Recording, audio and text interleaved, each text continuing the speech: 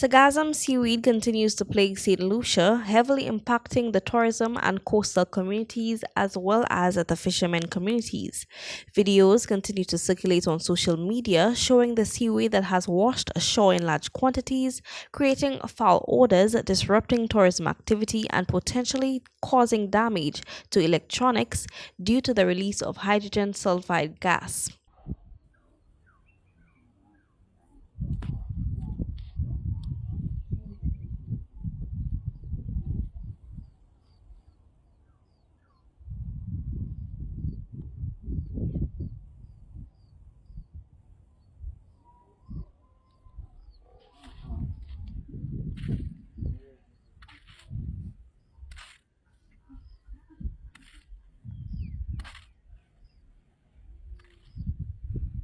While the East Coast is particularly vulnerable, the problem extends to the western coastline as well.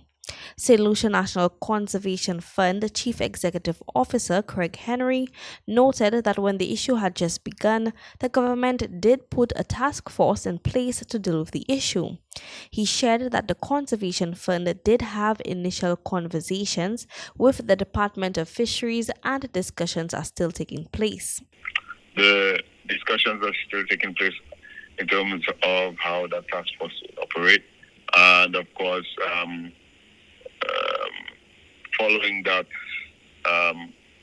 having a coordinated work plan or action plan that would involve various stakeholders, including us, in how we're addressing the Sargassum issue. Henry stated that the important thing to understand is that the Sargassum influx, otherwise known as the Sargassum invasion, is a phenomenon that will be with us for some time, given that we are witnessing or experiencing increasingly high sea surface temperatures and a high amount of nutrients due to different chemicals and fertilizers getting into the waterways. He shared that he understands that there are challenges and threats that come with that influx. However, there are also opportunities which are inherent to the fact that it is a plant-based material and can be used or reused in a way that could be beneficial to us.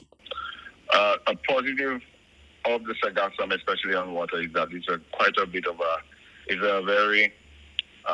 creates a habitat, a floating habitat for marine life, especially fish. And fishermen have reported having seen or even been able to harvest quite fair amount of fish where you have huge mats of seaweed on the water.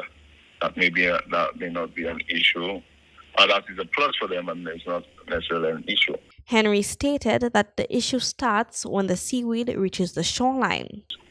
I know that folks have been trying various ways, including hotels, in removing the Sargassum so that the constant deposits can be controlled or mitigated. But nonetheless, this creates another issue with regards to how it is that when the Sargassum is not extracted in a manner that is authorized, you have what is called a lot of sand extraction that comes along with the removal of the Sargassum using heavy equipment. The St. Lucia National Conservation Fund Chief Executive Officer offered a few tips for those affected. 1. Do not use the Sargassum seaweed as fertilizer due to the high levels of nitrogen and salt that we'll be getting into our soils.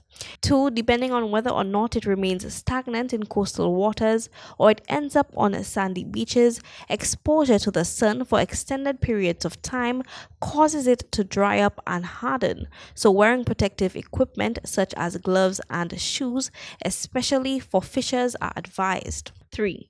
The odor can be very repulsive, and so remaining in close proximity for extended periods of time is also not advised.